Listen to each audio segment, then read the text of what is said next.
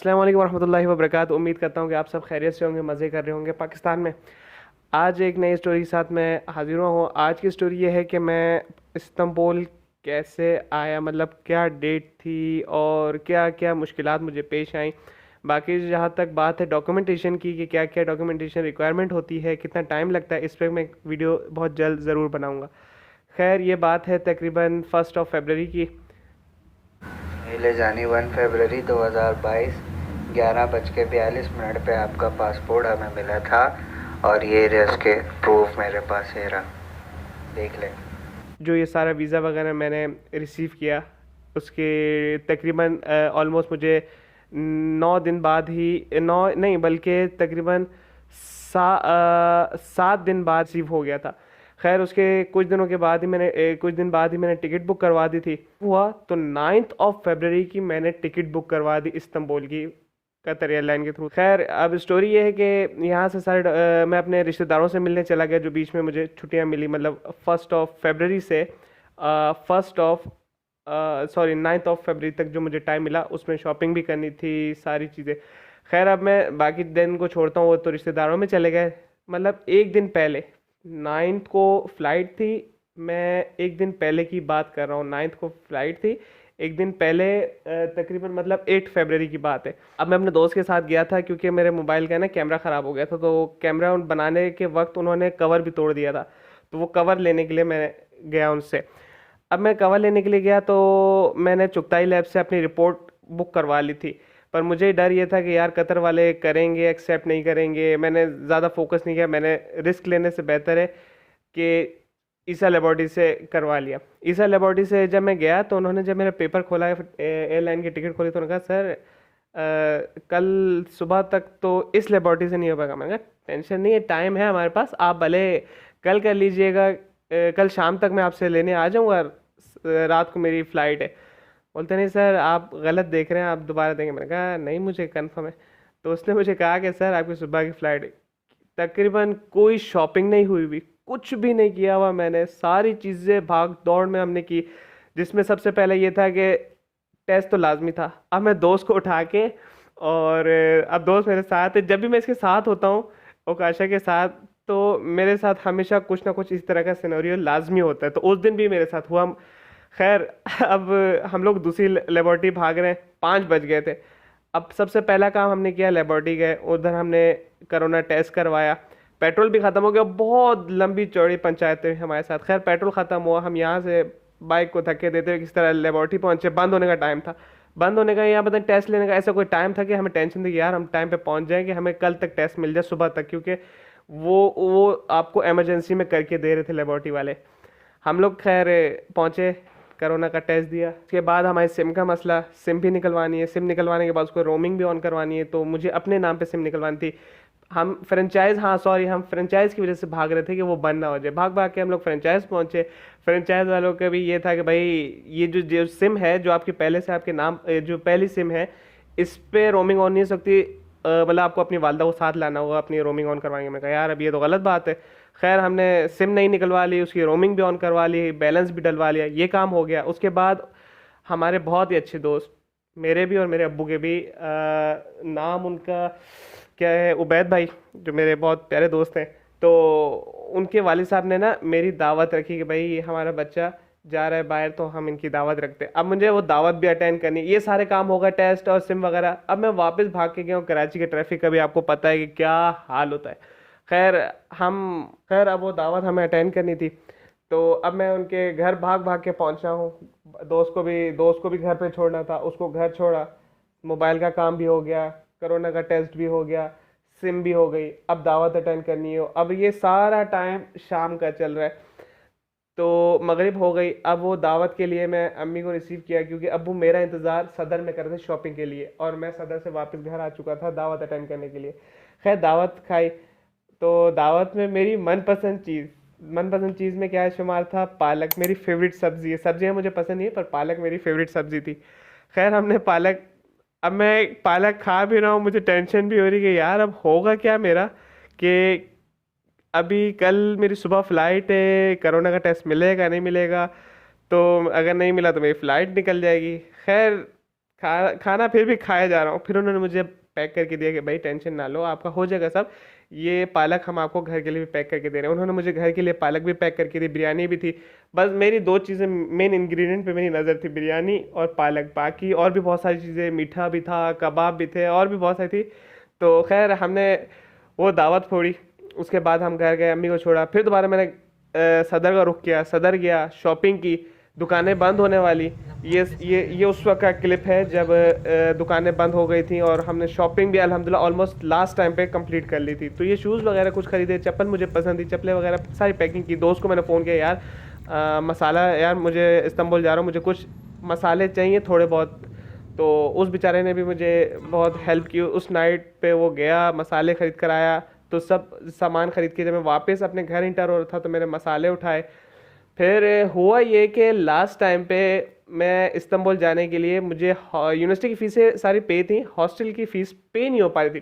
Fees थी पर पे नहीं कर पा रहे थे, कोई ऑनलाइन ट्रांजेक्शन में मसला आ रहा हो। तो जिनके पास मैं दावत खाने गया था, अब्बू के दोस्त के पास, तो उन्होंने कहा कि यार एक काम करो, हमारे कार्ड से पेमेंट कर लो, कोई मसला नहीं है। और एक अच्छी खासी अमाउंट थी। तो मैं उनका तहे दिल से शुक्रिया अदा करूँगा कि उस नाइट उन्होंने मुझे हौसला भी दिया और हेल्प भी की। खैर अब उनके पास में गया, तकरीबन रात के 12 बज गए। तब भी हमने बहुत कोशिश की पर नहीं हो पाई मेरी हॉस्टल की बुकिंग। मतलब अब मैं सिर्फ जा रहा था इस्तांबुल, मेरी रिहाइश का कोई बंदोबस्त नहीं था। खैर अब मैं घर गया। अब जब ये सारा सिनेरियो हो रहा था तो अब इस वक्त आप खुद बताएं कि किसको रोने का वक्त मिलेगा कि वो बैठ के रोए धोए। हमें अपनी टेंशन हो कि भाई फ्लाइट ना निकल जाए। तो उस तक रोने धोने का कोई सीन नहीं था क्योंकि सारा काम भाग दौड़ से हो रहा था। खैर रात के 2 बज गए, मुझे याद है मैं नमाज़ पढ़ा था ईशा की। तो उस वक्त मैं देख रहा था यार अब सुबह मेरी फ़्लाइट है, मैं जाऊंगा। अब रोऊं या टेंशन लूं कि भाई मेरी कोरोना का टेस्ट सुबह मिलेगा नहीं मिलेगा। खैर हम लोग अब्बू के साथ खैर अब्बू सुबह उठे, हम लोग तकरीबन 4:30 बजे ऑलमोस्ट घर से निकल गए। फ़्लाइट 7 बजे थी पर हमें यह था कि वो भी सॉरी 7:40 पे मेरी फ़्लाइट थी। ऑलमोस्ट हमें वो भी रिसीव करना था, क्या कहते हैं घर, सॉरी हमें कोरोना का टेस्ट भी ईसा लेबोरेटरी से रिसीव करना था। खैर सुबह का वक्त तो होता है, रोड खाली होता है। हम लोग सुबह निकल गए, हमने कोरोना का टेस्ट रिसीव किया।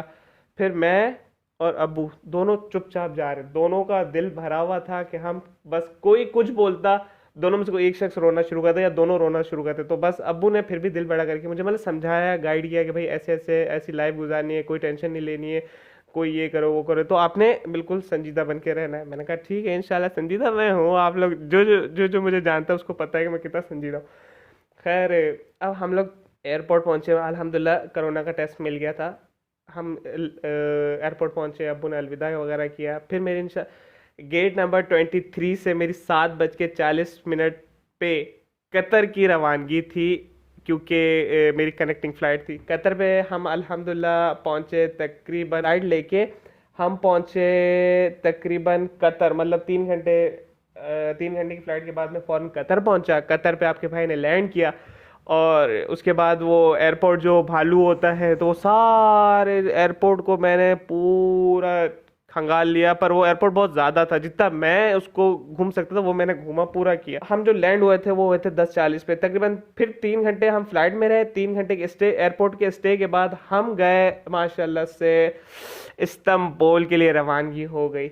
अब हम इस्तांबुल जा रहे हैं। इस्तांबुल हम लोग ऑलमोस्ट मेरा पहला कदम जो मैंने रखा तो वो रखा था ऑलमोस्ट 7:35 PM।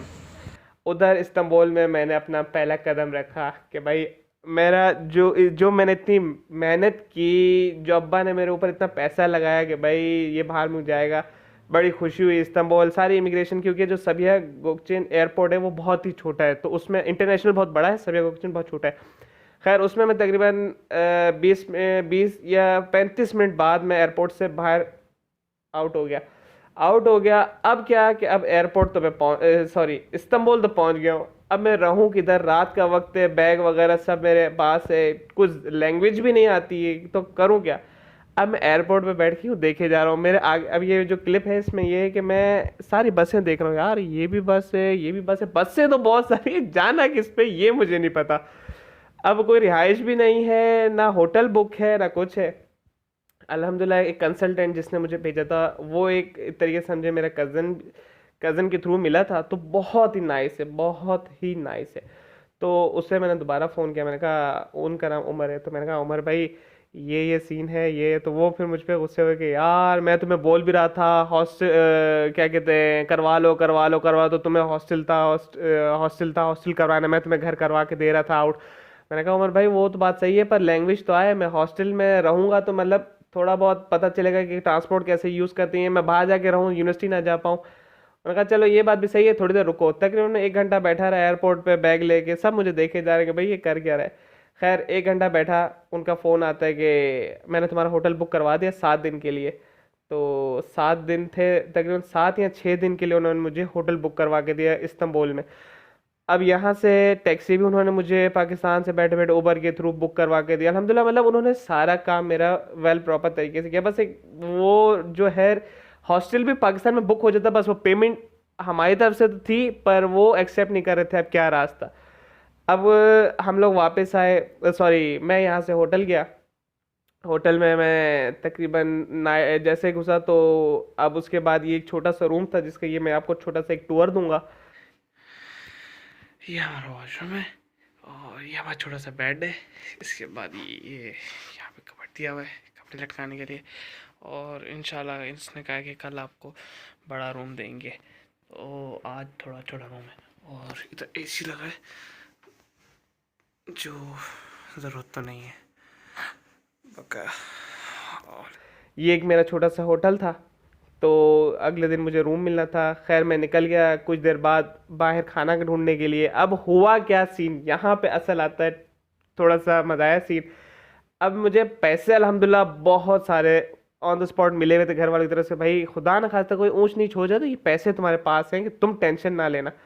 तो मैंने कहा अच्छा ठीक है। अब मैं बाहर निकला, तो अब ये लोग क्या करते हैं कि 43,000। अब हम तो ये पढ़ेंगे ना कि भाई 4,400, पर ये डॉट की जगह कॉमा यूज करता है, कॉमा की जगह डॉट। अब मैं बर्गर की जगह पे घुस तो गया, अब मैंने कहा यार इतना महंगा बर्गर, अब उन्हें दिए तो हैं अच्छे खासे पैसे, पर ये 4,400 लीरा का बर्गर मैं अफोर्ड नहीं कर पाऊंगा। मैं निकल गया बाहर, पर किस तरह मैंने तमीज से बोला, मुझे पता था यहाँ पाकिस्तानी फूड नहीं मिलता, पर मैंने फिर भी बोला मुझे पाकिस्तानी फूड है। उन्होंने कहा नहीं पाकिस्तानी फूड नहीं है। मैंने कहा चलो शुक्र, मैं बाहर आ गया। अब मैं ढूंढे जा रहा हूँ, इत्तेफाक से मैं मतलब अभी एयरपोर्ट से आया हूँ, पर फिर भी घूमे जा रहा हूँ कि भाई कहीं ना कहीं से फूड तो अब अरेंज करना ही करना है। अब तकरीबन कुछ देर बाद वो कौमे वाली जो है, वो मुझे समझ में आ गया कि यार अब यहाँ मतलब कॉमे की जगह डॉट यूज होता है, डॉट की जगह कॉमा, क्योंकि हर जगह इतनी महंगाई नहीं हो सकती है। जहां तक मैंने सुना है कि यार इतना महंगा नहीं इस्तांबुल। तो मैं घुस गया पिज़्ज़ा वाले स्टोर में। बर्गर तो मैंने छोड़ दिया, पिज़्ज़ा पिज़्ज़ा का कोई एक छोटा सा बना हुआ था, पिज़्ज़ा हट की तरह था कुछ। अब मैं चला गया, मैंने वहाँ पिज़्ज़ा ऑर्डर किया, पिज़्ज़ा मैं घर लेकर आया। उसके बाद ये सीन था कि पिज़्ज़ा जो ऑर्डर किया, फाइनली इतना सफ़र करने के बाद अब हमने गए और वहाँ से पिज़्ज़ा ख़रीदा, और तकरीबन ये मुझे पड़ा था 25 लीरा का। तो तकरीबन पाकिस्तानी 300-22 रुपये पड़ते हैं। तो टेस्ट अब चेक करते हैं बकाया। आज के लिए इतना, कल इंशाल्लाह यूनिवर्सिटी जाना है और हॉस्टल वगैरह बुक करवाना है। शहर, खीरे, फूल गोभी, पत्ता गोभी, अंडे वाली डबल रोटी और ये सॉसेजेस। अभी के लिए ये क्या कहते हैं, सूखी धनिया है, और ये मैगी, पानी गर्म डालेंगे आप इसमें। इसके अलावा ये सूप लिया, सूप के लिए ये डब्बा ज़रूरी था इसलिए ये मैंने ख़रीदा। अब इसकी मैगी खाएंगे, इसमें हम इसको इस्तेमाल करेंगे सूप बनाने के लिए। इसके अलावा हम ये बिस्किट लेकर आए। इसके अलावा इस तरह का एक और सूप है, और एक और वो है उस तरह का ये सूखी डंडिया। इसके अलावा पेस्ट, कोलगेट, ये मुझे पड़ा था तकरीबन 7 लीरा का या 6 लीरा का, और बकाया सब सेट है। और ये शोरमा है, तो ये वाला होता है,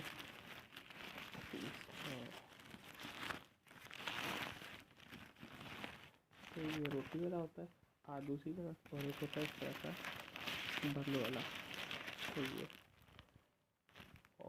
ये ट्राई करेंगे आज स्पाइसी। और एक और चीज़ ये लोग है ना तो मिर्ची है ये वाली एक अलग, ये मतलब देखने में तो हरी मिर्च है, इसके अंदर ना खट्टा सा टेस्ट आ रहा है, खट्टा खट्टा, और मीठी भी नहीं लग रही है। तकरीबन ये सारा हुआ, मैंने अपने ये इन दिनों में मैंने बहुत इंजॉय किया, फिर समझ आया कैसे जाना है किधर जाना है, साथ में स्टोर थे, फिर ब्रश लेकर आया, शैम्पू वगैरह सारी चीज़ें आहिस्ता आहिस्ता समझ में आने लग गई, इंजॉय किया। फिर तकरीबन 14th of February को मेरा लास्ट डे था होटल के अंदर। उसके बाद मैंने अगले दिन, तकरीबन ये संडे का दिन था आई गेस, पर उस मंडे के दिन मैंने हॉस्टल बुक करवाना था क्योंकि यूनिवर्सिटीज ओपन हो चुकी थी। अब मैं यूनिवर्सिटी चला गया, यूनिवर्सिटी में भी बहुत लंबी चौड़ी, जो पहले दिन बंदा जाके ख्वार होता है, लैंग्वेज किसी को नहीं आ रही, ये नहीं आ रही, तो वो बहुत सारा हुआ। खैर मजा भी आया। अब मैं वो दिन देखता हूँ, सोचता हूँ कि यार वाकई में मुझे बहुत टेंशन थी, पर उससे मुझे रिलैक्स करना चाहिए था। तो अब सारी स्टोरी का ये है कि फिर मेरा हॉस्टल बुक हुआ, फिर अल्हम्दुलिल्लाह उसके बाद मैंने बहुत सारे व्लॉग भी बनाए जो पॉप अप आइकन पे आ रहे भी होंगे अगर आपने देखना हो। तो ये मेरे हॉस्टल का था। इंशाल्लाह बहुत सारी वीडियो अब आएंगी, इंशाल्लाह मेरे साथ कनेक्ट रहिएगा। तो बहुत मज़ा आया, बहुत इंजॉय किया और अच्छी लाइफ चल रही है अल्हम्दुलिल्लाह। सबसे पहले तो मैं उनका शुक्रिया अदा करूँगा अपने वालिदैन का कि उन्होंने मुझे इस काबिल बनाया कि मैं यहाँ आज बैठा हूँ अल्हम्दुलिल्लाह उनकी बदौलत। तो दूसरा, जो उस क्रिटिकल टाइम में जिन्होंने मेरी हेल्प की, जिनमें जो मैंने आज शुरू में बताया, उबैद भाई, जिया अंकल और मतलब जिया अंकल के जितने बेटे हैं उन सब ने मेरी अल्हम्दुलिल्लाह मदद की और करते हैं। अभी भी वो कहते हैं कि कोई भी हेल्प चाहिए हो हमें सिर्फ फ़ोन करना, हम हाजिर होंगे। थैंक यू सो मच यहाँ पे कनेक्टेड रहने के लिए। So that's all for today. Hello Pakistan, I love you.